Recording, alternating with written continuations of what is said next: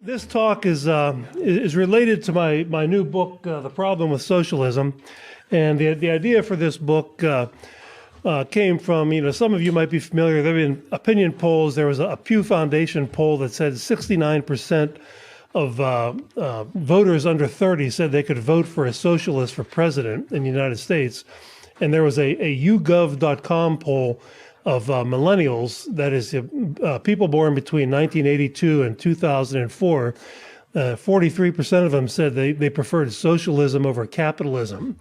And so my publisher, Regnery Publishing, they contacted me, and we talked about the need for a book that would explain why this is a bad idea. So marketing a book to the millennials in particular. And my editor there said, we want every conservative parent to buy this book and give it to their kids before they go off to college, which, and schools are, in one of the blurbs for the book, Walter Williams wrote that, here's what he wrote: it's a worthwhile investment for parents with college-age children to buy two copies, and one for them and one for the kids. And then he said he calls universities socialist indoctrination camps. And before you send your child off to socialist indoctrination camp, give them some ammunition, intellectual ammunition. And so that's the purpose of the book. And so what I thought I'd do today is that an alternative title for the talk could be How to Argue with Your Bernie Sanders following roommates back at school, something like along those lines. And so it's 16 short chapters. They're short, but I tried to make them as concise as possible, and there are several hundred footnotes to the book. So it's based on all of our literature, but written up in a sort of an economics in one lesson type of style. So I'm going to go over some, as many of these as I can get through. Some of the, one or two of these, this crowd probably doesn't need to hear about too much, but I'm going to do it anyway because we have a diverse crowd here. Well, first of all, what is socialism? All these the millennials who say, "Yeah, socialism is a good thing for my future." I like to assume they don't really know what it is, and that if they do learn, they'll change their minds. But what it is, the way I define it, is, first of all, it includes the traditional definition of government ownership of the means of production. So any nationalized industries, government-run industries. And I do have a chapter called Islands of Socialism. It's about government-run enterprises. They're not nationalized, but it's the state government or the local government, hospitals, schools, all the things that governments run. But then in the 1976 edition of The Road to Serfdom, Hayek wrote that the meaning of socialism had evolved by that time to include government income redistribution programs through the welfare state and the progressive income tax. And he said that the goal was always ostensibly equality, the pursuit of material equality. Egalitarianism was always the goal, but the means evolved from nationalization of industry to the welfare state and the progressive income tax. And the progressive income tax, of course, is plank number 2 in the Communist Manifesto. Plank number 1 is abolition of private property. And then the second most important goal of Marx and Engels was a progressive income tax in capitalist economies, because they thought it would help to destroy capitalist economy, undermine capitalist economies. So part number 1 is nationalized industries. Part number 2 is the welfare state and the progressive income tax. And then I also include what Mises said in his book, Socialism. In one of the latter chapters, he said that socialists have always had a dual strategy. The first part of the strategy was to nationalize as much as possible, to have the government run as much as possible. The second part of the strategy is what Mises calls destructionism, to destroy the private property, free enterprise system with heavy taxes, heavy regulations, inflation, whatever works.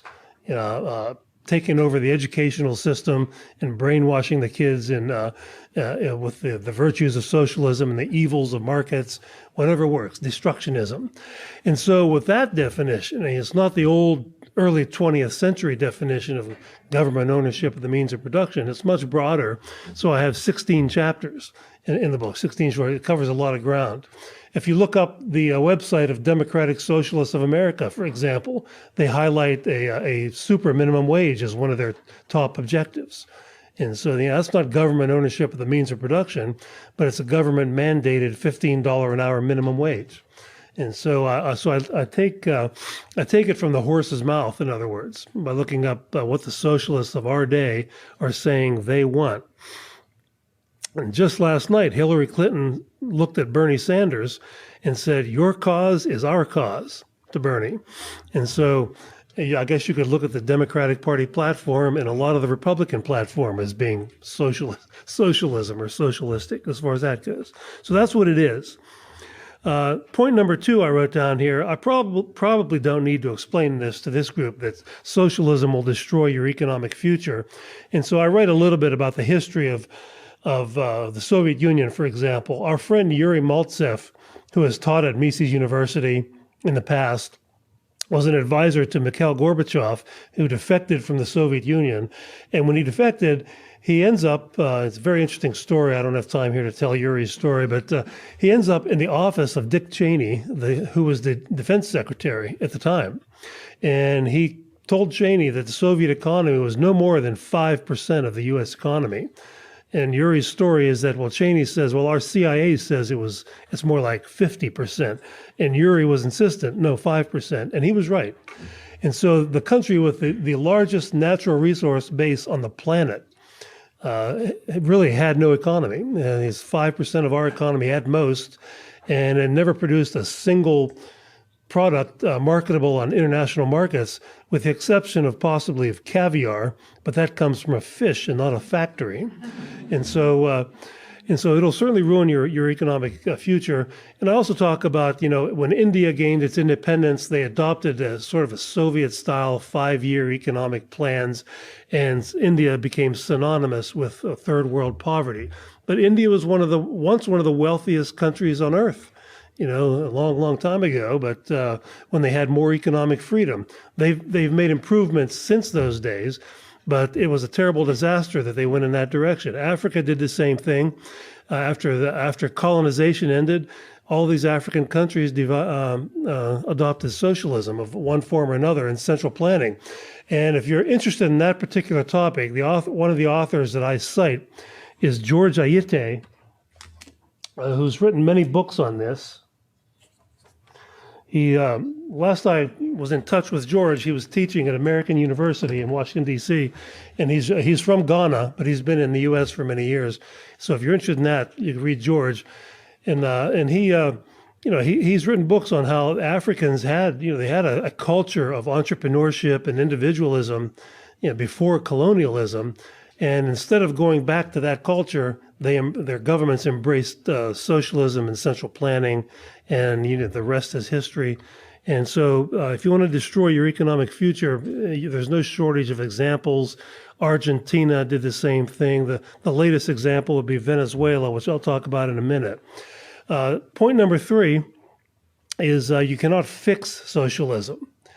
I've been at this quite a while, and if I write op-eds criticizing some government program or some government regulation or legislation or something like that, I will inevitably get email from somebody who says, but we can fix this, we can get smarter people in charge, or we can do it like they did it over there in that country or something like that. But the thing about socialism, of course, is there are inherent reasons why it inevitably fails as an economic system, regardless of who's in charge. And I lay it out in my book to a lay audience. And, the 3 basic reasons are the incentive problem, the old incentive problem. And I don't know, maybe some of you have heard this story before, but if we used socialism to grade the exams at Mises University, we have these written exams, and then tomorrow we start the oral exams.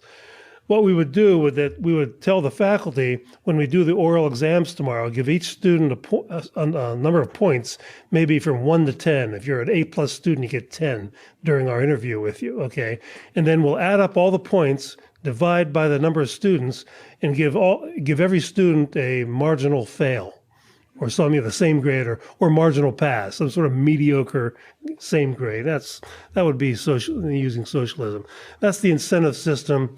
It causes the free rider problem. If there's no link between effort and reward, you get less effort. Reason number two is Hayek's knowledge problem. The idea that it's the information of time and place, decentralized knowledge that makes an economy work. And so the pretense is that a small group of politicians or government planners could possibly possess all the knowledge that's in the minds of millions of people, consumers and workers and investors and managers. And that's why Hayek called it the pretense of knowledge. And the third reason, of course, is the calculation problem. Without private property and free market prices, you don't have the guidance of free market prices. It becomes impossible to organize production without prices determined by supply and demand. It all becomes chaos. It's kind of like trying to make your way through a foreign city without street signs, without prices based on supply and demand. And so these are the reasons. It doesn't matter who's in charge. Socialism is economic poison for all of these three reasons. And that's why it has destroyed every economy where it's ever been tried.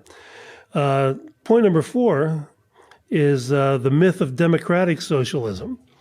And we hear a lot about this, and I can maybe some of you saw Larry David on Saturday Night Live portraying Bernie Sanders. Have you seen him? He's a white-haired old guy, and he kind of looks like Bernie Sanders. If you look at the kind of like the crazy chemistry professor look with the hair everywhere, and and beady eyes and a bulging vein in his forehead. And that's Bernie Sanders anyway. It kind of reminds me of a thinner Nikita Khrushchev when he gives speeches. He leans forward, he screams into the microphone, and he's pounding his fist. And he did, by the way, Bernie very charmingly spent his honeymoon in Moscow when he was a young man. In the darkest days of the Soviet Union, he chose Moscow of all places for his honeymoon.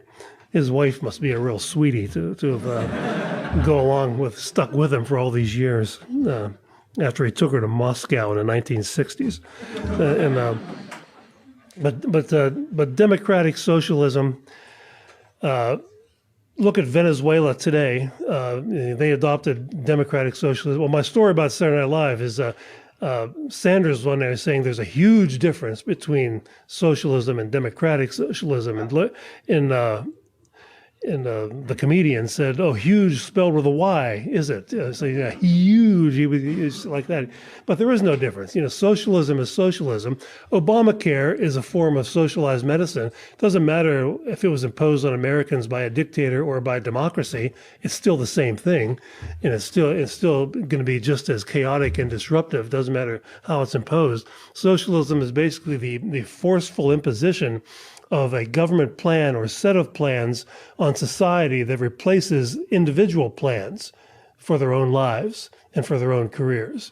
And so you can do that through a majority rule vote, or you can do it through a dictator, but you still get the same thing. Friedrich Bastiat wrote that and made that very point in the law published in 1850. So this is nothing original with me. But Venezuela today, they adopted socialism and democratic socialism in 1999, and today their economy is a shambles. Middle-class people who had very good jobs, Venezuela has more oil than Saudi Arabia, are out rooting through garbage in the streets looking for food to eat. They got hyperinflation of 1,600% a year at least. A hamburger in Caracas will cost you the equivalent of $170 today. Animals are starving. People are abandoning their pets, and it's just anybody who can leave is leaving. And so they've destroyed what was once the wealthiest country in Latin America in about 15 years with socialism, democratic socialism. Same with Argentina, did the same thing. Brazil, Bolivia, same thing. Sweden is a country that is often talked about by Bernie Sanders and Hillary Clinton as a model for Americans. We should be more like the Scandinavian countries. But the truth about Sweden is that Sweden was very prosperous from the late 19th century till about 1950, because it had a very limited government, low taxes, high degree of economic freedom. They produced all these great inventors like Alfred Nobel, who invented dynamite, the people who created Volvo and Saab automobiles, refrigeration technology, and a lot of other businesses and products. And then they they sort of experimented with fascism, and then they moved to socialism, and by nationalizing a number of industries, creating a big welfare state, heavily progressive income tax, and lots of regulation of what was left of private businesses. And as a result, Sweden had zero job growth from 1950 until 2005, according to the Swedish Economic Association. They did not have one single net new job created for 55 years, which means they were basically eating up the capital that was created by the earlier generations of entrepreneurs and capitalists and taxing it away. And it created a bit of a crisis for them, as you would imagine. And so they did what socialist governments always do, is try to print their way out of trouble and bail themselves out by printing money. And they printed so much that they had 500% interest rates in Sweden at one point. And that caused a bit of a reaction, sort of a Margaret Thatcher style revolt, where they privatized some industries, they deregulated banking and a number of other industries, cut marginal tax rates, and made a bit of a comeback. But Sweden today still has a per capita income less than Mississippi, which is the poorest state in the United States. And so when people make the case that, well, it's successful in Scandinavia, it was before they adopted socialism. Yes, Sweden was successful economically. They had the highest per capita income growth from 1870 until about 1940 in the whole world. And then they abandoned that. They threw it all away. In Denmark, I quote a Danish economist saying that they have such heavy taxation, in addition to the income tax, which is quite heavy and quite progressive. There are things like 180% sales tax on cars when you buy a car. National sales tax, I think, is 25%. And he said the total tax take that this Danish economist I quote is about 70%. And so, the government takes 70% of your income. And so in following my friend Walter Williams, I would point out that a good definition of slavery is forcing a person to work for the benefit of another person. That's a pretty good definition of slavery. Now, the real slaves were slaves for 12 months out of the year. But the Danes are slaves for just 70% of the year, so they're not quite as bad off as real slaves. They're only slaves to other people for 70% of the year instead of 30% of the year. And of course, they get something back from this, I guess. And so, and Hayek addressed this whole issue of democratic socialism to explain that it's like oil and water. Socialism eats away at and destroys democracy eventually. And I'll read you one little passage from Hayek to give you some idea of the type of thing that he says about this.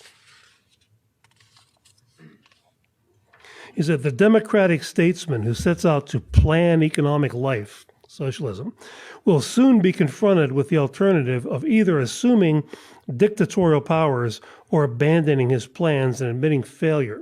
He would soon have to choose between disregard of ordinary morals and failure. It is for this reason that the unscrupulous and uninhibited are likely to be more successful in a socialist society. This is from The Road to Serfdom by Hayek. And so, for the reason I gave earlier, socialism always fails. And then the politicians never admit failure and they never give up. They grab more power. And a lot of the public will want a strong man. The public will come out in favor, we need a strong man or a strong woman to be in charge and become more dictatorial. And of course, that's the opposite of what we think of as democracy. And so that's just one of the reasons. Hayek gave quite a few others, but I don't have the time to go into a review of The Road to Serfdom here in this lecture.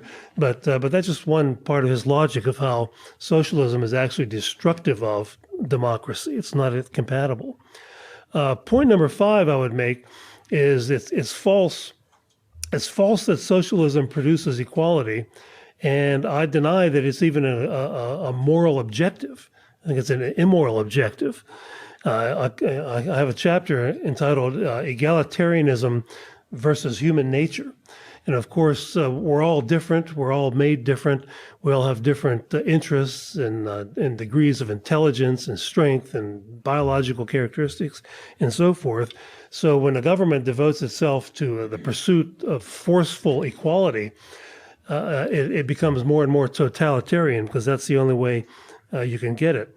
And what it really has become, the push for equality, is sort of a war on the division of labor, a war on the international division of labor, which is what makes the economic world go around. We all specialize in something in our work lives.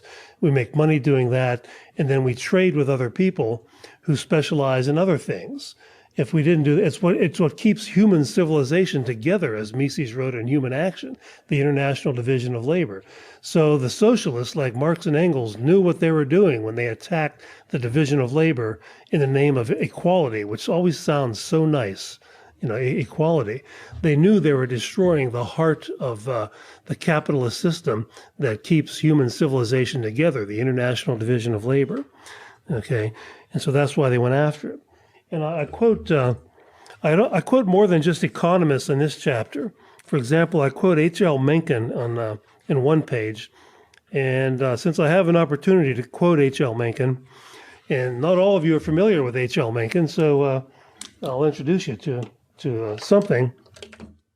The story has it that Murray Rothbard, on his wedding night with his wife Joey, spent the whole night laying in bed reading H.L. Mencken quotes to each other and laughing their heads off. and I believe it's a true story. I think it was Joey that told us that years ago, probably at a Mises University. I always wondered if that's why they never had children, myself. But who knows? I didn't know them that well. But anyway, so Mencken was Murray's favorite writer, as far as people who really had a touch for bashing the state.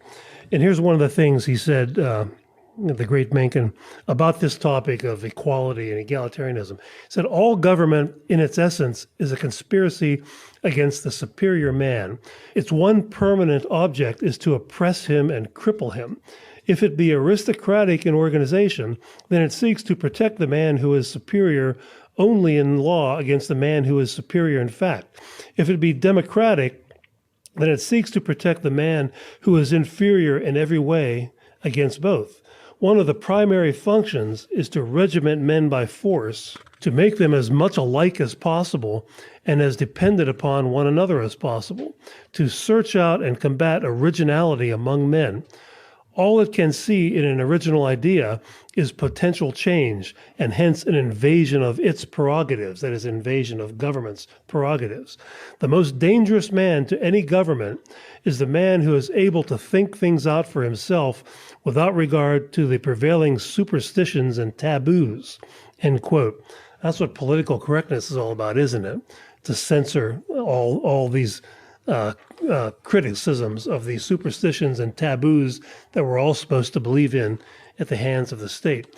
And that reminds me of another thing Hayek said in The Road to Serfdom, is that under any kind of collectivism, whether you call it socialism or fascism or anything, there's sort of the end of truth. One of the chapters is called The End of Truth, because truth becomes something that is handed down by the state and is enforced by its enforcers in the media and academia and elsewhere. It's not something that is discovered through discussion and conversation, research and learning. It's something that is told to us by the state, and then anybody who questions that is dealt with. That's under socialism in one way or the other. And that really is what political correctness is all about, isn't it? I also cite Kurt Vonnegut as a non-economist here. And in his famous essay, Harrison Bergeron, who sort of spoofs the whole idea of equality, forced equality at the hand of the state. Not equality under the law, but the state's attempts to make everybody equal in some way. And here's what Vonnegut said. He said, the year was 2081, and everyone was finally equal. they weren't only equal before God and the law, they were equal in every which way. Nobody was smarter than anybody else. Nobody was better looking than anyone else. Nobody was stronger or quicker than anybody else. All this equality was due to the 211th, 212th, and 213th Amendments to the Constitution, and to the unceasing vigilance of the agents of the United States Handicapper General. And so the Handicapper General worked as follows. Hazel had a perfectly average intelligence, which meant she couldn't think about anything except in short bursts. But George, while his intelligence was way above normal, he had a little mental handicap radio in his ear, put there by the government. He was required by law to wear it at all times. It was tuned to a government transmitter. Every 20 seconds or so, the transmitter would send out some sharp noise to keep people like George from taking unfair advantage of their brains, end quote. And then I finally quote Murray Rothbard after this as saying the reason why writers like this sort of spoof egalitarianism and forced equality and make it sound like a nightmarish thing is because it is a nightmarish thing. And Rothbard wrote, when the implications of such a world are fully spelled out, we recognize that such a world and such attempts are profoundly anti-human. Being anti-human in the deepest sense, the egalitarian goal is therefore evil, and any attempts in the direction of such a goal must be considered as evil as well. And so the governments always fail to do anything but make everybody equally miserable under socialism. But the political elite and their supporters in the so-called private sector always do very well. For example, you can read in the New York Times and a Wall Street Journal today that the wealthiest person in Venezuela, where upper middle class people are rooting through garbage in the streets looking for food, the wealthiest person in the country is the 35-year-old daughter of the late Hugo Chavez, who is worth reportedly $4.2 billion, even though she never ran a business or had a job, as far as I know. The former Treasury Minister of Venezuela is reportedly worth $11 billion, even though he was in the same situation. I'm sure he didn't create $11 billion of value for anybody or any value at all. They just stole the money. And so in the latest big, long New York Times article about Venezuela that I read, there were about 10 pages of pictures of all these awful pictures of the poor people scrounging for food and things like that. And at the same time, there were pictures of Hugo Chavez's political pals all joining country clubs, the Caracas Country Club, where it costs like the equivalent of $70,000 to join, and they're just having a good old time because that's what socialism does. It's always been like it was true in Russia, it's true in Africa, India, wherever it has been. You've got a grotesque inequality. Look at all the Latin American countries. You've got this elite at the top who lives high on the hog, and then everybody else, there's no middle class. Everybody else is in the lower class. That's the model. Okay. Your classmates and your roommates, when you go back to college, should know that your professors who always take the moral high road by touting socialism and criticizing markets are associating themselves with an ideology that is responsible for the worst crimes in all of human history. That there's a book called The Black Book of Communism that you can read about these crimes in. There's read a book called Death by Government by R.J. Rummel. I'll write that one down, it's not easy to spell. R.J. Rummel. He also has a website. You can just Google Death by Government. What a depressing career that must have been. He spent his whole career calculating how many people were murdered by their own governments throughout the world, and he has this huge website, several books about it. And just to give you some idea of the magnitude of this, the next time one of your professors takes the moral high road and goes, in promoting socialism, the Russians murdered 20 million of their own people. These are not war deaths. These are murders of dissenters to socialism. China, 60 million, Vietnam, 1 million, North Korea, 2 million, Cambodia, 2 million, Eastern Europe, 1 million. They were pretty good in Eastern Europe. Latin America, a mere 150,000. Africa, 1.7 million. And Rommel calls this democide. It's a death by government. And so I also had one big long paragraph that I quoted from one of these studies of sort of the methods of torture that were also used to against dissenters. And so that's something that nobody knows. I gave some of my students this. I teach a course called Capitalism and Its Critics, and I have them read some of the bad guy stuff. I have them read the Communist Manifesto, and then parts of Socialism by Mises, and go back and forth like that. And I gave them a table from R.J. Rummel's book to let them know about this. And a couple of these guys were in the college Republicans, and they had one of these days where all the clubs on campus have a little booth out on the quad, and they hand out literature or something, or sell cupcakes or whatever they do. And of all the things, they were giving out my handout of the death by government handout to all the students who are walking by, instead of handing out selling cookies or something like that. And they told me that nobody knew anything about this. None of their classmates knew anything about this. They thought there was communists were all like Bernie Sanders, like cute little grandfather types, that you see at Christmas. That's they're such big sweetie pies. And so I don't know how much progress they made there, but that's what they did. I guess I'm on point number 7, is fascism is a form of socialism. One of the most evil words in the English language, fascism. Hayek called it a violent anti-capitalistic attack, fascism. After all, the Nazis were the National Socialist German Workers' Party. That National Socialism is what Nazi stood for. And so Hitler called himself a socialist. Although fascism was just a version of socialism, it was National Socialism. The Russians called themselves International Socialists. And by the way, they didn't call their government communist. They called it the Union of Soviet Socialist Republics. They didn't call it the Union of Soviet Communist Republics. Communism was the utopian ideal of Karl Marx, that they hoped to reach someday when nirvana would be attained. But in the meantime, they're all socialists.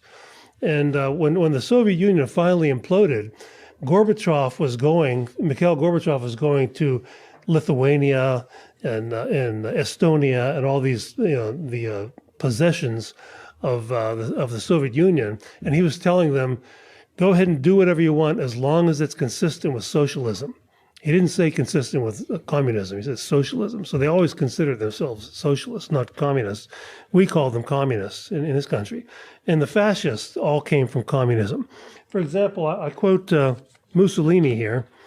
And so my critics will probably say, don't read his book. He quotes Mussolini, as the implication being I quote him favorably, which I don't. I also quote Hitler in this book too.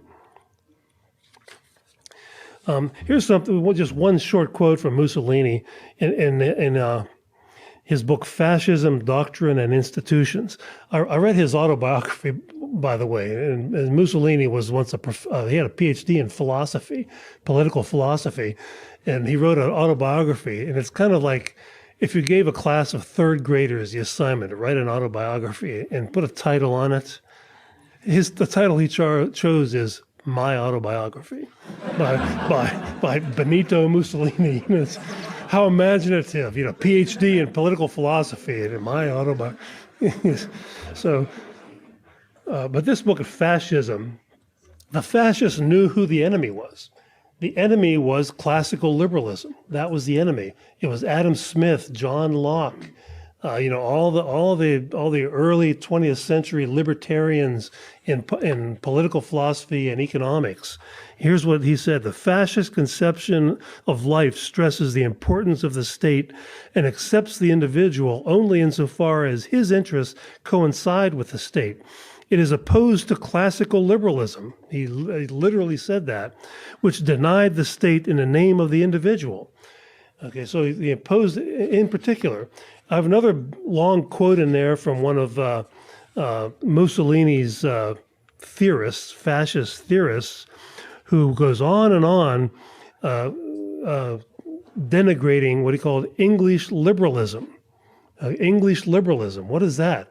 Adam Smith, John Locke, the whole philosophy of the Scottish Enlightenment that is a big part of liberalism. And if you read Mises' book, Liberalism, you'll find that the fascists like Mussolini, that I quote here, and his other theorists, fascist theorists, they very harshly criticize every element of how Mises defines liberalism, classical liberalism, in his book, Liberalism, which is online, by the way. You could probably buy it out here in the bookstore, but it's also online on Mises.org. You can find it. And so fascism always was a form of socialism. If you look at what the German fascists did, they nationalized about half of all German industry, and the other half was so heavily regulated and controlled so that it operated for the state and not the individual, that Hayek wrote in The Road to Serfdom that they sort of de facto nationalized the whole industry, all of German industry, even though they had ostensibly private ownership of some of it. It was so heavily controlled. You had to produce what the Nazis told you to produce and how to produce it and who to sell it to and so on. And so it was de facto nationalization. And so how that ever came to be construed as capitalism, it's not really a wonder. They lied. They lied about it. It was nothing. There's nothing capitalistic at all about it. It was a violent attack on violent anti-capitalistic attack, as Hayek said. Point number 8 that I make in the book is socialist welfare harms the poor. You're probably all familiar with the incentive effect of welfare payments. I'll give you one anecdote. The Cato Institute did this study where they picked out 7 popular federal welfare programs out of 126, just 7 out of 126, and asked the question, well, how much money is that state by state? And in the highest state, Hawaii, it's $49,000. In the lowest welfare state, Mississippi, it's $18,000. So in Hawaii, that means if you're on welfare and you get $49,000 in money and in-kind benefits from the government for not working, if you want to get off welfare, you'd need a job that would pay you about $65,000, $70,000 before taxes to break even. And so that's a pretty big incentive not to get off of welfare. And in Mississippi, which has a much lower cost of living, if you can make $18,000 by doing nothing, well, you'd have to make maybe $25,000, $30,000. And if you're a high school dropout or you have little skill, that's going to be darn tough to get someone to pay you that kind of money. So why would you ever do that? Especially if you have children. Why would you ever do that and try it? And so a lot of people don't. So there's the work incentive effect. There's the family breakup effect of welfare that has eliminated the stigma that once existed that men had when they abandoned their children. And so as long as they get a government check that can let the mother and the children at least survive and get along, it has eliminated the stigma of that. And so there's been a 400% increase in out-of-wedlock births since 1960 in the United States. And I cite literature, research that shows, some of the effects of that, or the children. We all know single mothers that have done a great job raising children. But in general, the research says that such children the girls are twice as likely to have out-of-wedlock children themselves, which could, since they're in poverty to begin with, a lot of them could make it very tough for them ever to get out of poverty. And the boys are 3 times more likely to be involved in crime in families like this. And those are just 2 of the statistics that I throw out in the book. And I also talk about the crowding out effect of the welfare state that displaces private charitable efforts that are usually much more effective in helping people who need help than government bureaucracies are. And so that's point number 8 about how the welfare state actually harms the poor, but it puts them right where the politicians want them, as dependent on them to be. And the more the better. The more the better. Let's see, I have time I might get through a couple of these. Point number 9 is the progressive income tax is social poison, I would call it. And again, you've all heard of the probably the incentive effects of the progressive income tax that imposes progressively higher tax rates on the more productive people.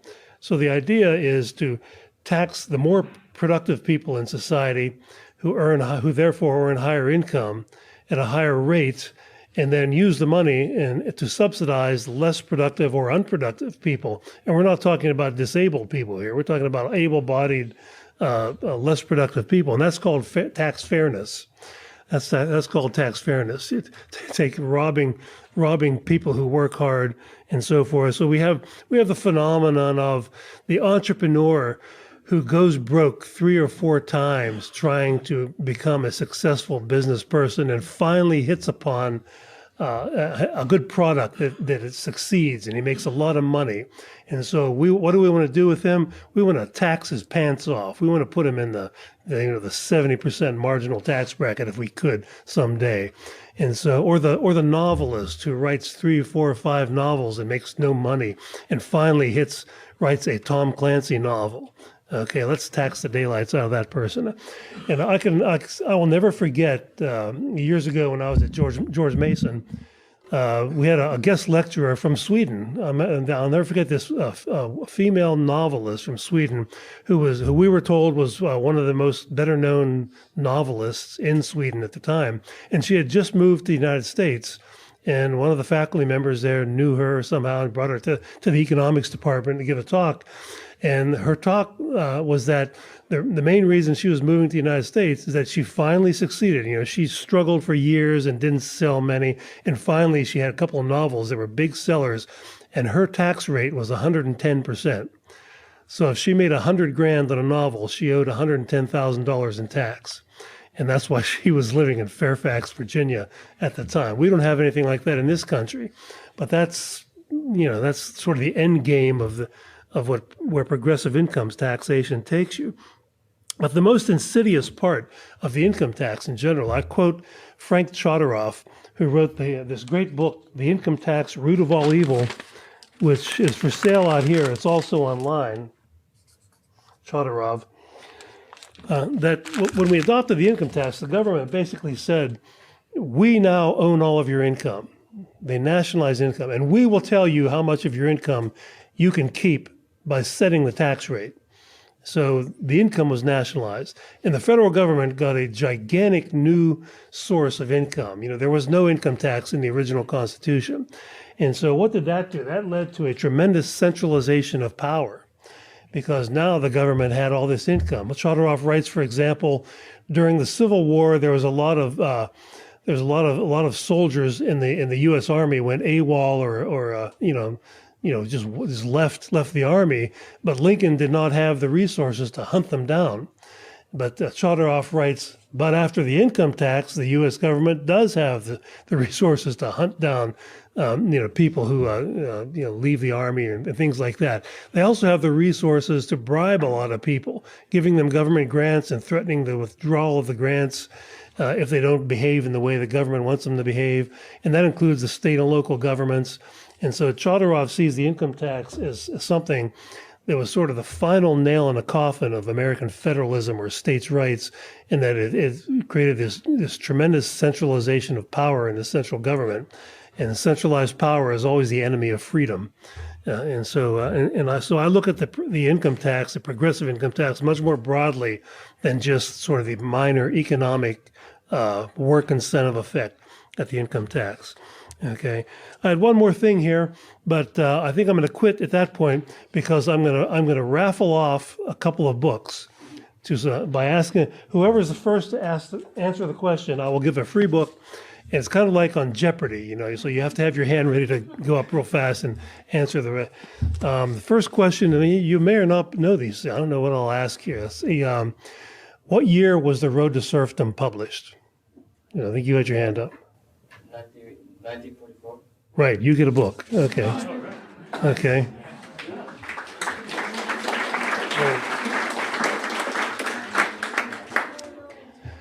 Okay. Who was Ludwig Lockman? Nobody knows that. That's not good enough. Okay, you can have a book. Okay. Okay. Where did Charles Barkley play college basketball? I think you had your hand up first. Auburn University. Auburn University, okay. Okay.